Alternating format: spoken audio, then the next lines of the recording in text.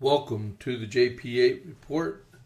This is James Pierce with the JP8 report, episode 309.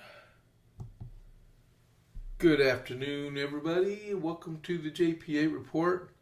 And yes, I can dress up sometimes. I was just interviewing a congressional candidate, so didn't have time to change. I like to dress normal sometimes. That's cool. Don't always have to be in t-shirts, right? But thank y'all very much for tuning in. Been a fun day so far. If you've seen my Facebook post I put up a while ago, I didn't get to be on the air at 6:30 this morning because there was no internet in my house from approximately 4 a.m. to about 6:35. Which means I couldn't do my podcast and I couldn't do no show prep for the day. And then when it came back up, it dropped 2 more times. So it was delayed. And then I had this congressional candidate, Raymond Hamlin is the one I interviewed. He came over at 10, so 10 to 11. So I had approximately an hour and a half to redo my podcast since I didn't have to do the one this morning and I had to reconfigure everything, and then we had breaking news come out and stuff. So it's been a pretty eventful day so far. But I thank y'all for tuning in. I really appreciate it. So let's get started. All right. So don't forget, if you are watching this, whether it be live or video on demand, right? Please click that follow button, and you'll get notified whenever I go on air. And then please give us a like, that thumbs up button, press that one. And so we have the chat, in the live chat. Please engage me. We saw some yesterday. I need some more chats, please. Questions, comments, concerns. Hey, how you can do it better type deal. All right. And then there is a deal called the Rumble Wallet, which says tip on it. If you feel free that you want to actually tip me to help me out on the podcast, go for it. All right. It's a new thing that Rumble's been doing for about 2.5 weeks now, almost 3 weeks. Give them a try, see what it is. I would really appreciate it. If you're watching from ScrewTube or Fakebook or X, welcome to the show. Greatly appreciated.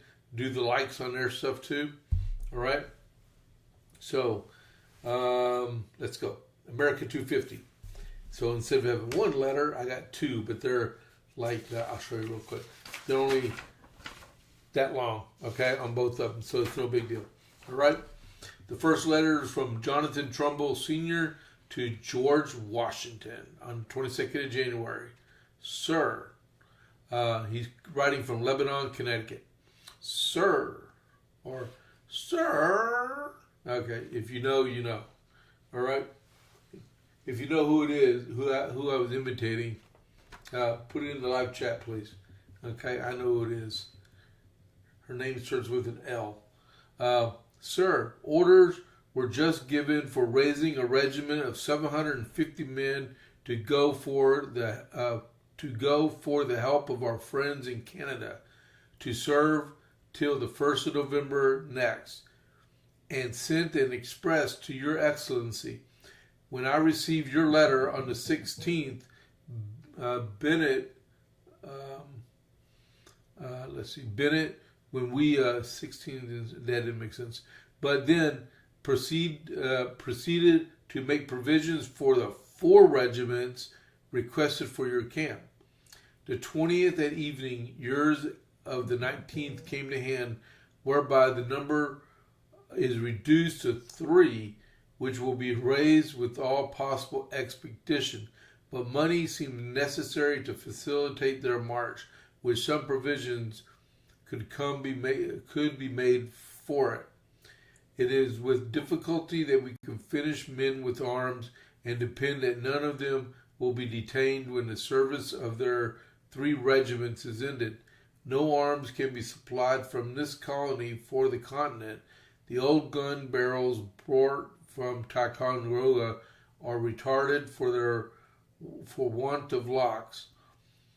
There are very few or none to be purchased, and the number made here are brought in but slowly, or brought. Maybe it's brought. Okay. When your hurry will permit, please send to me a return of an account of the arms retained from this colony, their appraisal, and the way to obtain payment. As the owners complain for the want of them for their value, I am with great esteem and regard your Excellency's most obedient, humble servant, Jonathan Trumbull. I really like how they end these letters. That's pretty cool.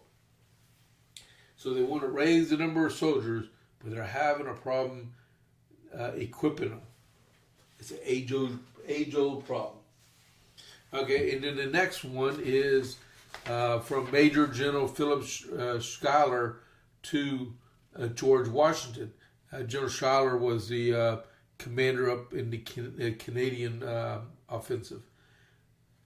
Colonel Warner succeeds so fast in sending men to Canada from the county of Berkshire in Massachusetts Bay.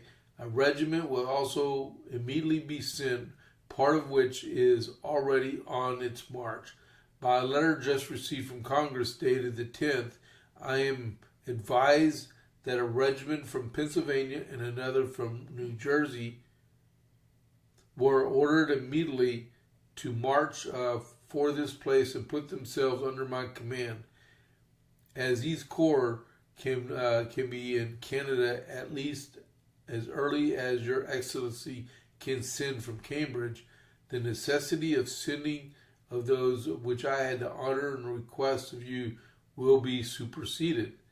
Since the unfortunate accounts which I transmitted you by the last express, I have heard nothing more from Canada, whence I concluded that our affairs in that quarter are not in a worse situation than when Mr. Antill came away. I enclose a copy of a letter from Colonel Arnold, was forgot to be sent you per last. I returned last night from Tyrone County, into which I marched a body of militia to disarm the malignants, which I have effected. 6 of the chiefs of about 250 or 300 Scotch Highlanders are to go to prisoners in Pennsylvania, as are the 6 others of the English and Dutch inhabitants of that county. We have taken 4 6 and 4 pounders, together with a number of swivels and blunderbusses. I hope all is well with your Excellency. Please be pleased to present your compliments to your family. I am, sir, with sincere respect and esteem, your Excellency's most obedient and very humble servant, Philip Schuyler. All right. So I guess he doesn't know too much what's going on in Canada. So that's your America 250 for today. And then we're going to transition right over here to the Dalmatian Burger Group. They are smash burgers and dogs made right here in Cove. They, what is it? I got distracted from a dog barking. All their ingredients are fresh. And, there, I'll go back here. All right, these dogs are barking, drive me nuts.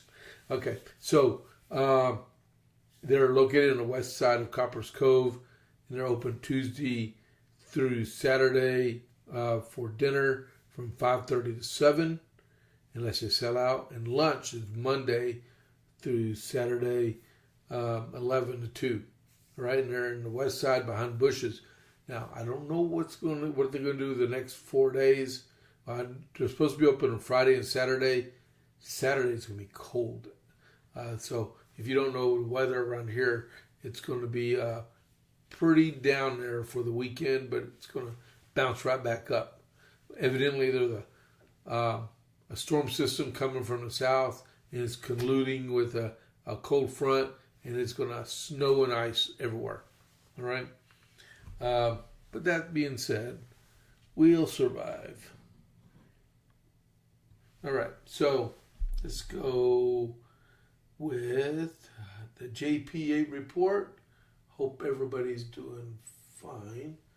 Okay, we got some viewers. All right. All right, so the first thing I was going to talk about was Jack Smith. Jack Smith is getting grilled. Well, let's see. He's getting grilled and he's being pampered. Depends on if you're a Democrat or it depends on if you're a Republican.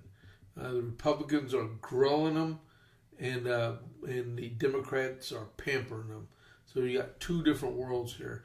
You really, really, really got to go in and actually watch the testimony. All right.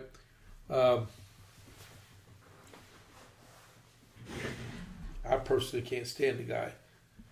But that being said, let's see. I'm gonna read a couple things from him. All right, that's better. All right, so if I go to the New York Post, I can actually read some of these statements. I got one here, one new entry available. So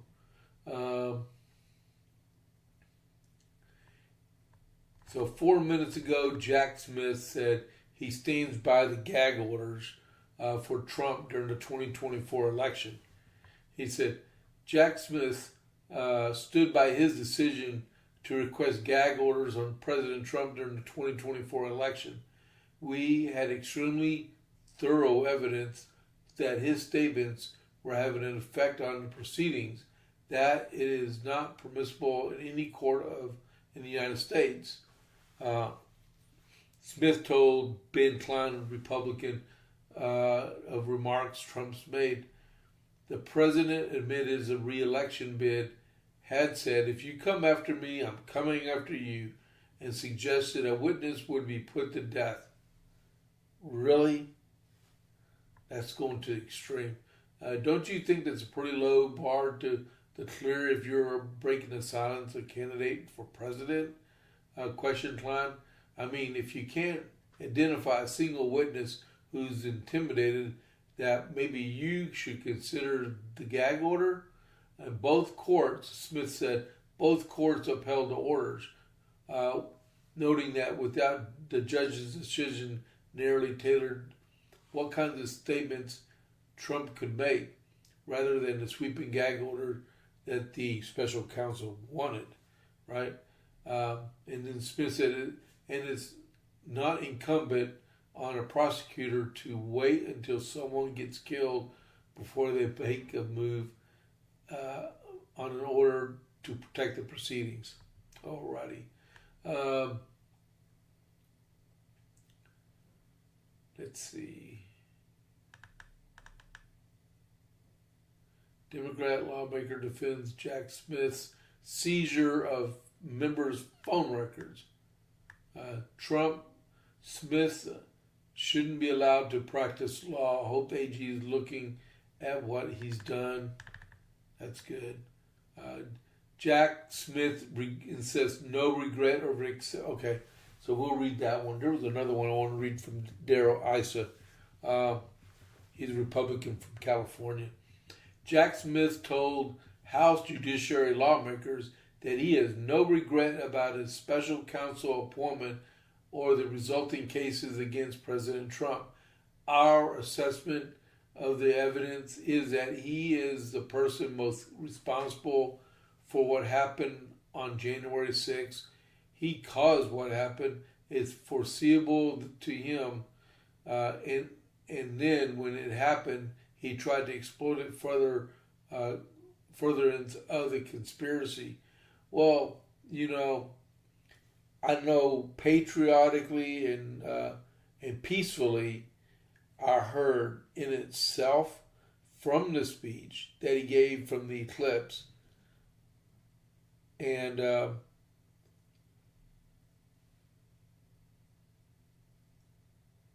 I'm still here. I was just listening.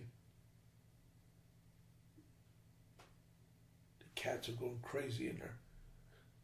I'm afraid they're going to demolish the house. All right.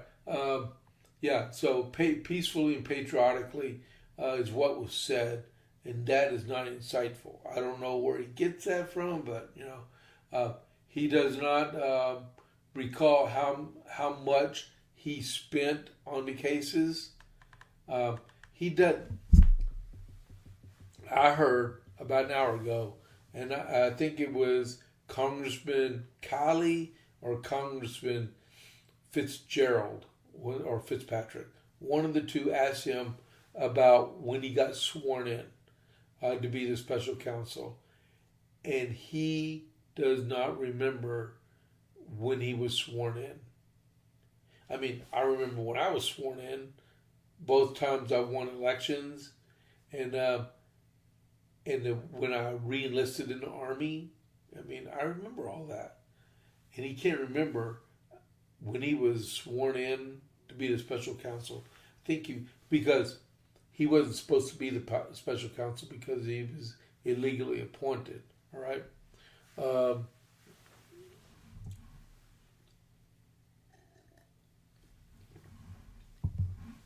Oh, okay, I didn't see this one. Jack Smith says Trump could be prosecuted again. Jack Smith, and this was 1 hour ago, Jack Smith has just hinted that President Trump could face prosecution after leaving public office. Those indictments have been dismissed. Hank Johnson from Georgia, can they be brought? Can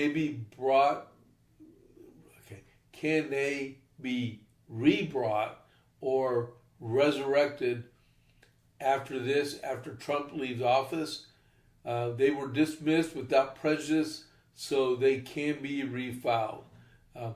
He said he can be prosecuted after he leaves office. Is that correct? And then little Smitty says, I'm not going to speak to that. I can only speak to what we did, which was dismiss the case without prejudice. And the former special counsel answered,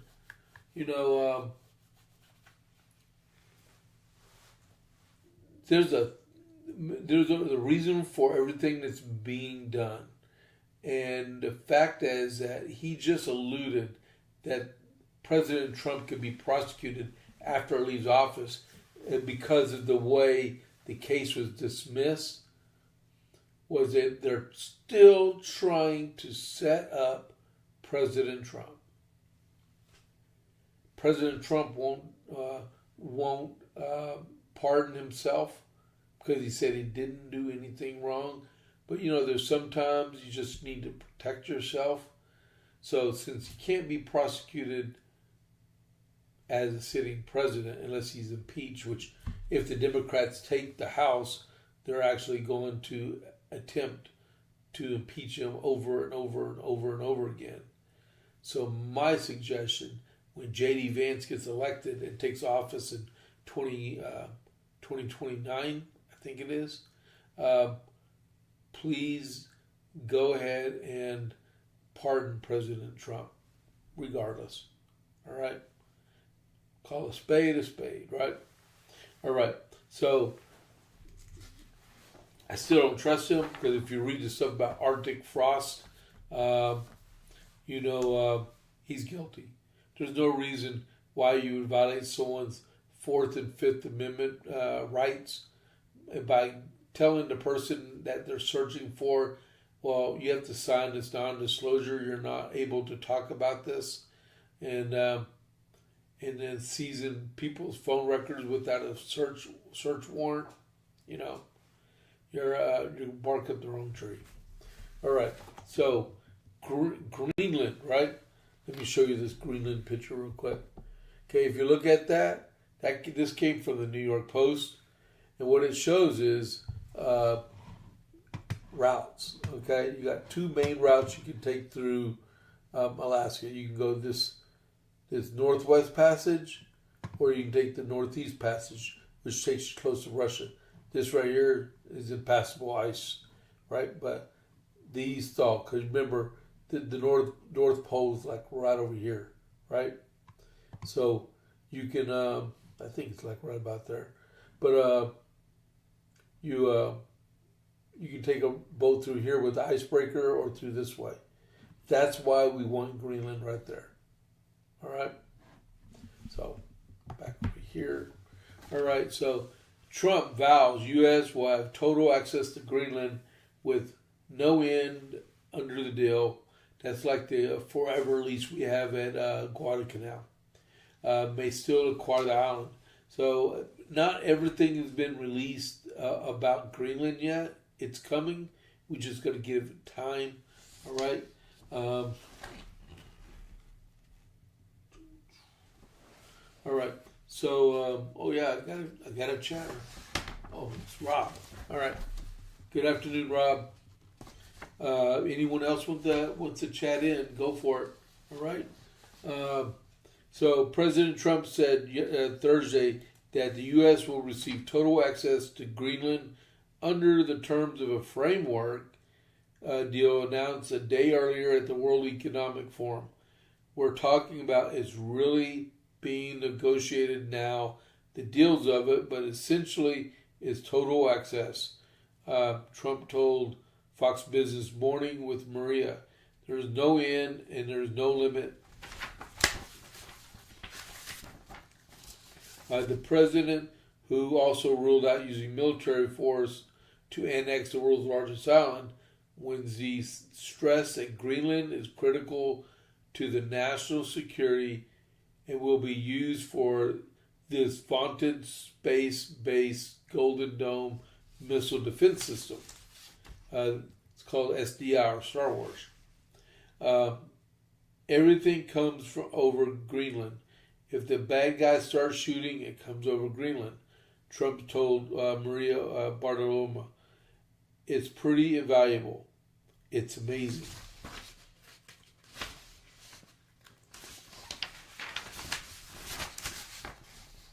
The president, who has long set his eyes on obtaining Greenland for the U.S., but has stepped up the rhetoric toward Denmark, the owner of the island, and other European countries in recent weeks.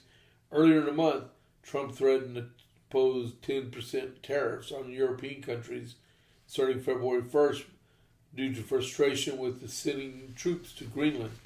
But Wednesday, he said that he is not going to be installing the tariffs.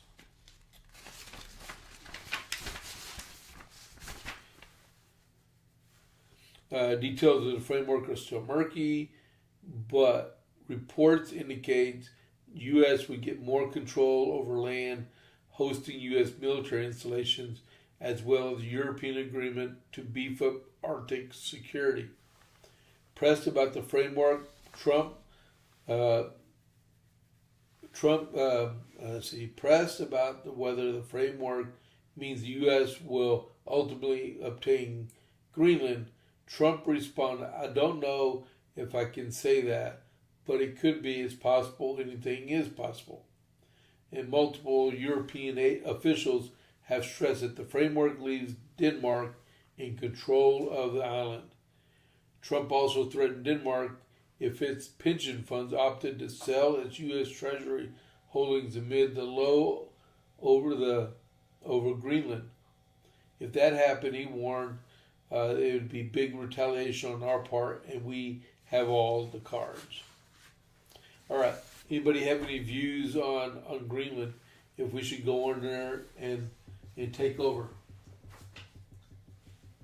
Because I think it's a good move militarily. I really do. All right. So, and then another thing this morning, the president signed the charter for the Board of Peace for Gaza. All right. There was a lot of countries that signed it. There were some countries that didn't show. When we get through it, we'll know which ones. President Donald Trump unveiled his Board of Peace on Thursday, which I saw live, with world leaders signing on to pursue a last agreement for Gaza. Trump inaugurated the board during a speech and signing ceremony at the World Economic Forum in Davos. Once this board is completely formed, we can do pretty much whatever we want to do, and we'll do it in conjunction with the United Nations. This isn't the United States. This isn't the United States. This is for the world. He added, I think. Oh man, I don't have a watch. There was some type of breaking news that just came over. I missed it.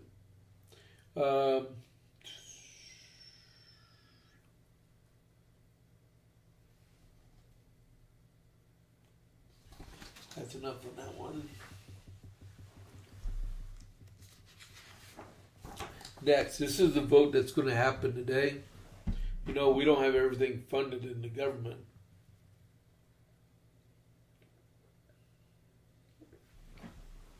So they have a vote that's going to come up this afternoon.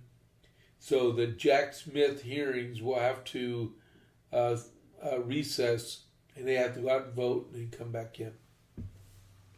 Republicans set up a House vote on a $1.2 trillion spending package on Thursday, today, including funding for the Department of Homeland Security after Speaker Mike Johnson worked overnight to quell a rebellion over Midwestern Republican energy demands. The House Rules Committee voted 9-4 to advance bills needed to avoid a government shutdown that is set to begin on January 30th. One bill would fund the Departments of War, Education, Labor, and Health and Human Services, and the second bill is aimed at Department of Homeland Security, including ICE. According to comments, the lawmakers told Fox News as many as 20 Republicans have threatened to kill the bill package during a key procedural vote later on on Wednesday. They demanded the inclusion of a provision to allow year-round safe of sale of E15 ethanol, a type of gasoline blend. Under current Clean Air Act, E15s sales are limited due to failing to overcome environmental EPA regulations. Johnson emerged from the rules.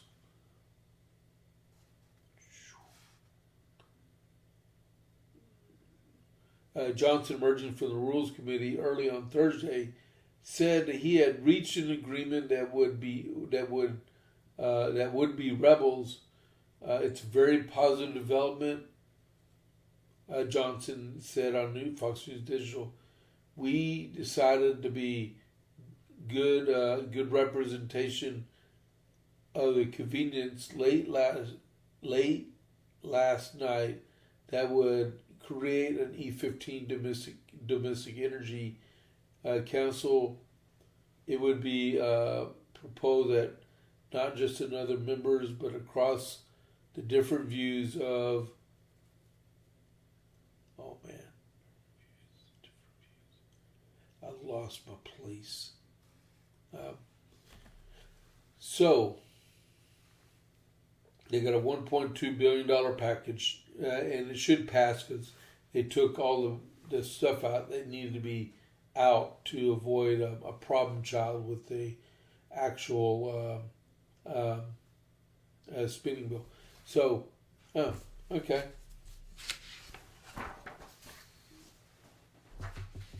So, did y'all hear what Abigail Spanberger did in Virginia yesterday, or the day before yesterday?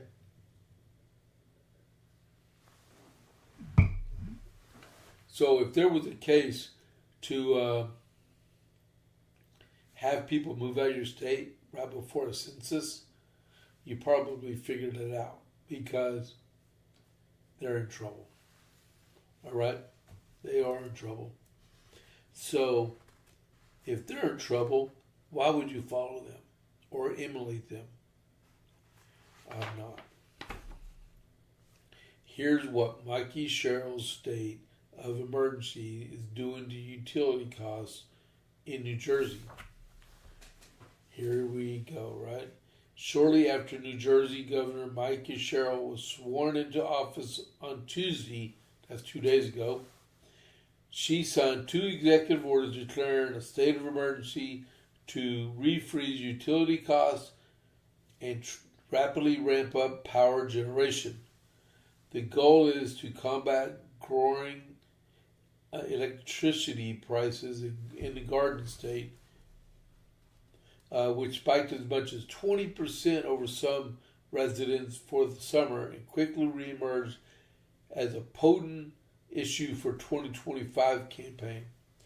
The Democrats' first executive order authorized the State Board of Public Utilities to take action to stop former Governor Phil Murphy and another Democrat for their action last year.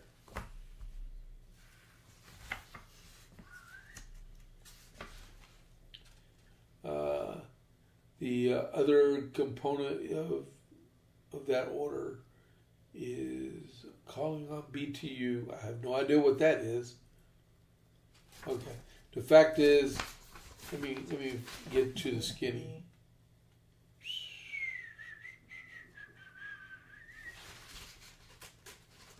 I want to know how much per month the electricity charge is. They won't throw it. They won't throw that one. Okay.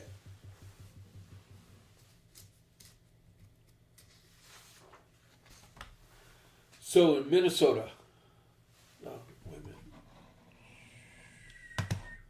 in Minnesota, if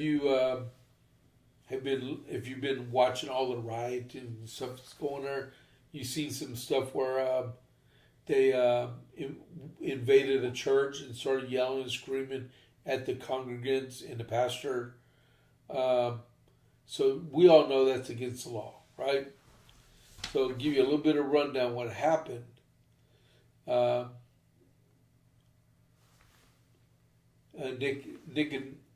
Nicomina Armstrong, one of the organizers of the storming of Minnesota church, is to protest U.S. Customs and Immigration. Hold on just a second here. Oh.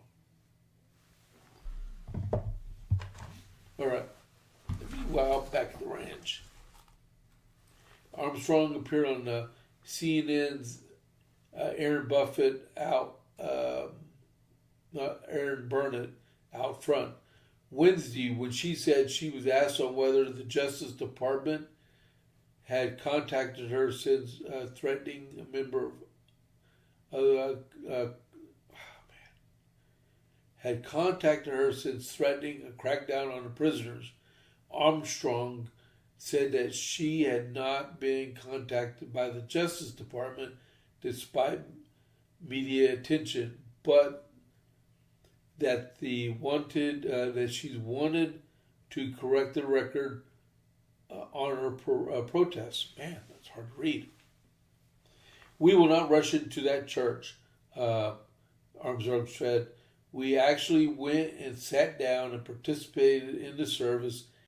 And after the pastor prayed, that is when we stood up and asked him a question requiring a president, I was reading it and I lost it. Don't ever get old, people. We do not do that in a crunch, Armstrong said. We actually went down and participated in the service, and after the pastor prayed, that is when I stood up and asked a question in response to his prayer. And after that, then he reported to me, and then I proceeded to ask about him and Pastor David Easterwood and how it is possible for him to serve as both pastor and director of ICE in Minnesota.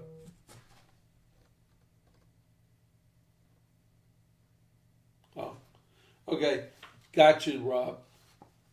He texts me if it's important or what the subject is. She continued, we did not rush into that church. We actually went in, sat down, and participated in the service. And after the pastor prayed, that is when I stood up and asked him a question in response to his prayer. And then he responded to me. And then I proceeded to ask him about Pastor David Easterwood and how it is possible for him to serve as both pastor and the director of ICE in Minnesota. She continued, and instead of responding to me, as soon as I said the name of David Easterwood, the pastor said, "Shame, shame," and that is when I let us chant justice for Renee Good and hands up, don't shoot. So I wanted to clarify that we didn't rush in, we didn't bust in, and we were a part of the service until I got up and posed a question to the pastor. The Armstrong claimed their group did not rush. Yeah. How many of us saw the video of them rushing into the church and then protesting and yelling and screaming at people at said church? Because it did happen. All right. Just like Keith Ellison, the AG of Minnesota, said the same thing. Nothing happened at all, right? Yeah, sure. Well, Miss Armstrong and Miss Allen got a rude awakening yesterday because they got arrested. Yeah, they got arrested for church invasion, right?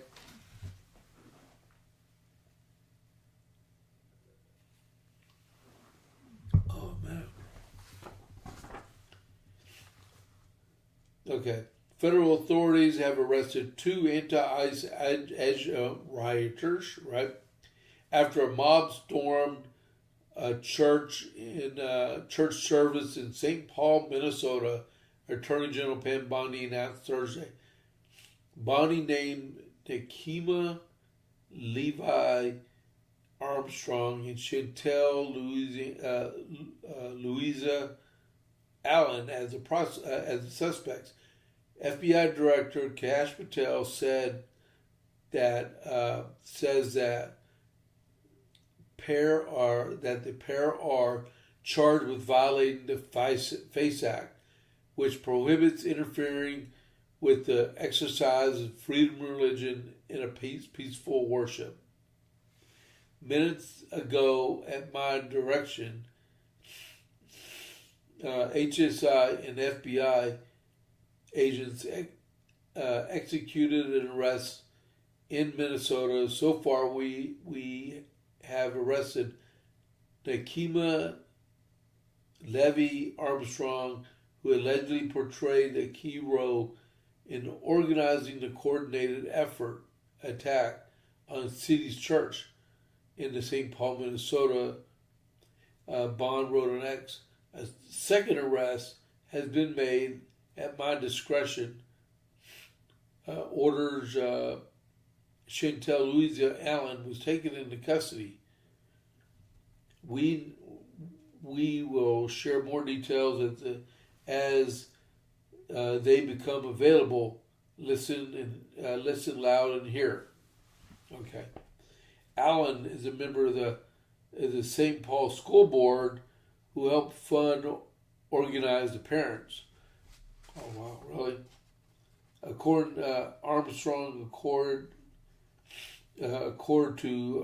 Armstrong continued to harass people connected to the church as recently as Wednesday, when she accused them of pastoring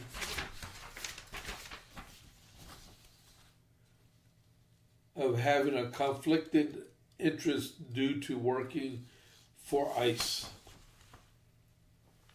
Armstrong claimed on Facebook, on a Facebook post, that one of the church's pastors is the leader of National Immigration and Customs Enforcement. So, that being said, mess around and find out, right? You want to protest at a place where you don't teach, or where you straw, I don't know. Man. Okay. Y'all are losing me. Okay, so what did I do now? Oh, I lost track. I got too much going on here. Appeals court hands Trump administration the 8th U.S. Circuit Court of Appeals granted the president a temporary stay in restrictions being placed on ICE. So ICE in Minnesota can actually go out and do their job, which is good, right? I don't know when the next, Minnesota court victory.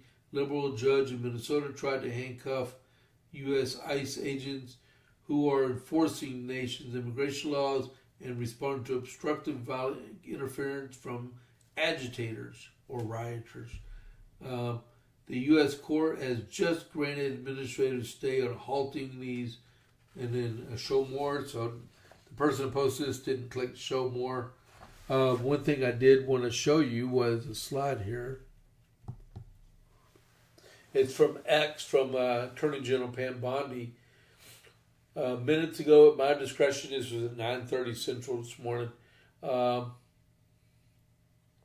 Minutes ago, at my direction, HSI headquarters FBI agents executed an arrest in Minnesota. So far, we have arrested Nikema Levi Armstrong, who allegedly played a key role in organizing and coordinated attack on City's Church in St. Paul. Listen loud and clear. We do not tolerate attacks on places of worship. And then she had an update to that. Update. A second arrest has been made at my direction. Chantel Louisa Allen has been taken into custody. More to come, which means more arrests to come. We will protect our houses of worship. Plain and simple. Plain and simple. Really. Too much stuff here on Minnesota. I can't stand that state. Let's see.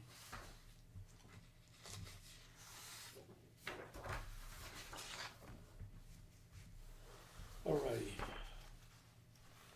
Pam Bondi threatens legal action on Minnesota officials, not just Joe civilians, but also on Minnesota officials for challenging ICE deployment. That would be people like Keith Ellison, Governor Walz, and stuff like that. This came from Just the News. Attorney General Pam Bondi on Wednesday threatened legal actions against Minnesota officials for challenging the deployment of federal immigration and officers inside the state. In a letter obtained exclusively by Just the News, the Justice Department Attorney General, Deputy Attorney General for the state of Minnesota, Keith Ellison, is filing legally groundless motions. If you do not withdraw that motion, the United States reserves the right to attack and to include sanctions and disciplinary action. What?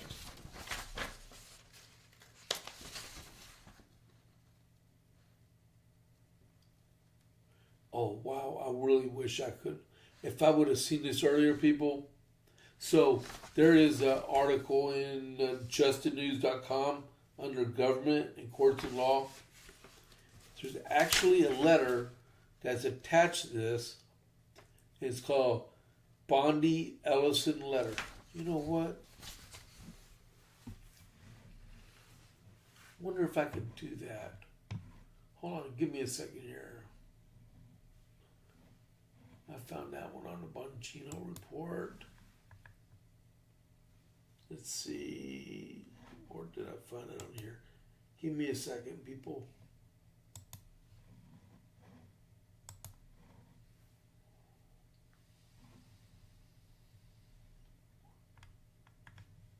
There we go.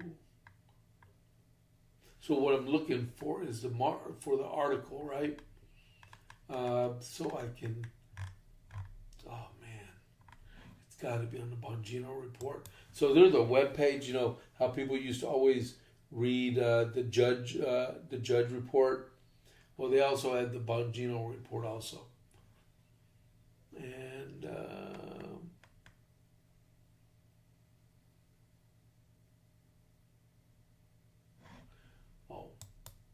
How about if I refresh? There we go. All right. So I'm looking for Bondi threatens legal actions.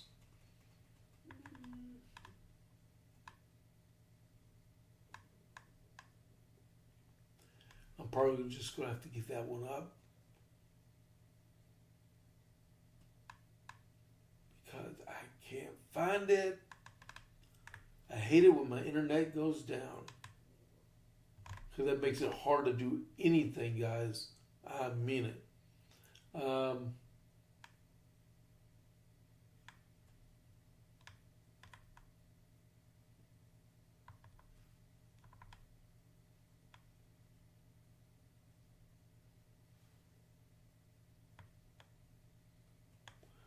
Can't find it. Man, that sucks. But if I go here, let's see. Nope. Just the news. .com. Because I'm going to swing it over here if I can get to it. All right. Let's see. Bondi threatens.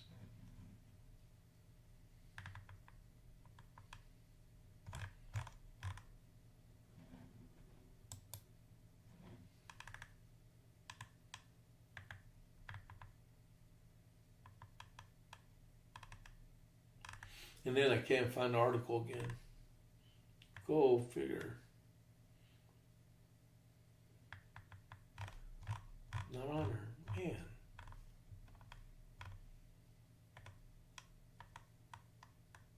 Well, I tried. Okay. Forgive me, I tried. Man. Alrighty. Let's go somewhere else. Because we're running out of time. Here's one person that says that mob violence in Minnesota isn't free speech. It's grounds for the Insurrection Act. If you agree, say something, okay? Should we tolerate the chaos of violence in Minnesota as a sign of vibrant democracy or crush it as an insurrection or domestic violence? President Trump has been unequivocal that the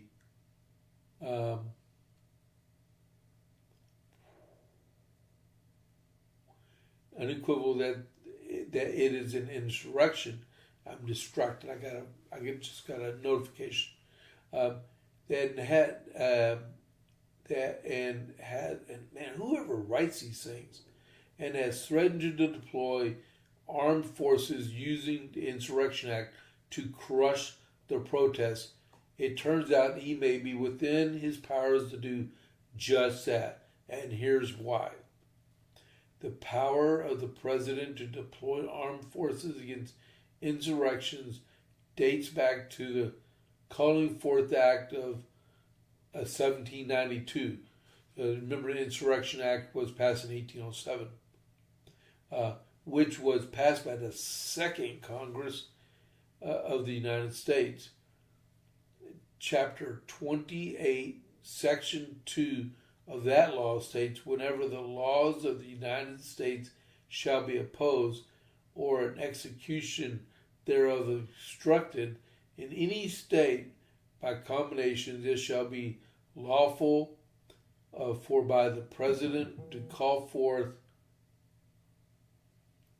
the militia to suppress such combinations and to cause the laws to be fully executed.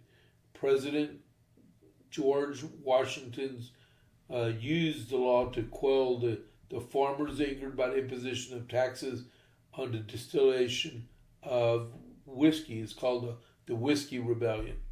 Saw Washington himself lead a militia of 13,000 to end the unrest.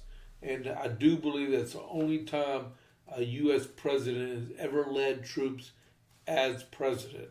Okay? 1792 was not an American invention. Its origins can be traced at least as far back as 1661.